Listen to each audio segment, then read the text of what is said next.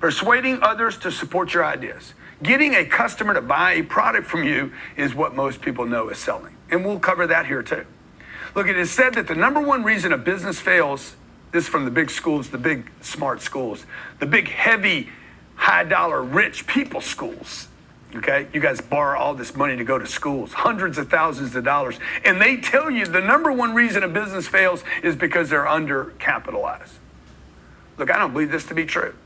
The number one reason, in my experience, that businesses fail is because, first and foremost, the ideas, the company's ideas, were not sold quickly enough, in volumes great enough, and at prices high enough.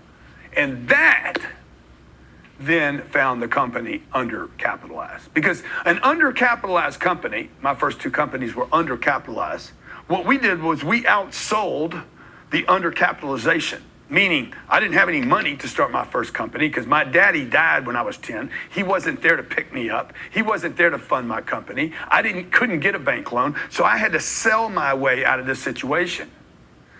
When you can't do that, there's no amount of money in the world, unless you're going to go to Wall Street and just raise money. No amount of money in the world will allow you not to run out of money.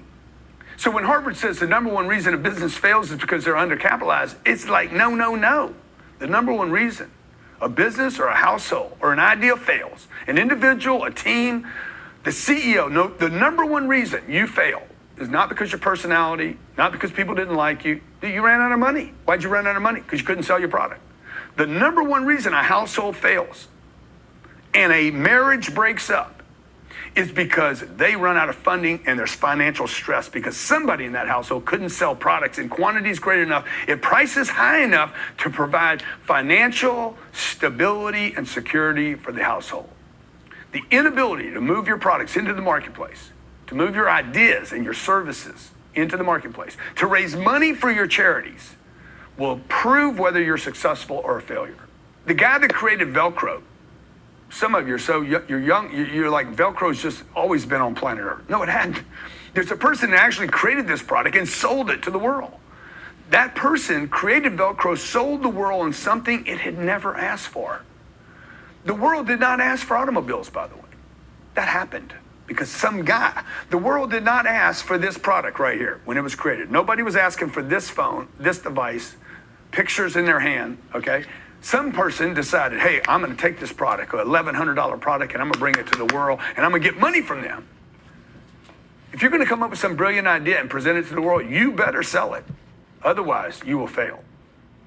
And the world made the Velcro guy rich. The world made this person, Steve Jobs, well-known and rich because he sold the idea. And many of you have ideas today. You have great ideas. You have unbelievable ideas, but you refuse to sell them because you don't know how. The ability to sell your idea will determine your survival. No business owner can build a business without understanding the critical element, this critical vital element called selling. And everybody's trying to avoid it. Everybody's like, I don't want to do that.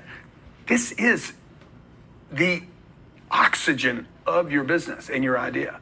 Think of any action in life, any action, and I assure you, there's someone at one end or the other trying to sell or not buy to prevent or make happen something in that moment. Learn everything you can about selling. Your life, your dreams, your future depends on one thing. I mean, many things probably. It's probably an exaggeration. It's one thing, but the ability to sell and convince and negotiate and persuade others to take action is essential to your survival and the well-being of not just your business, but every living being on this planet. And that involves you.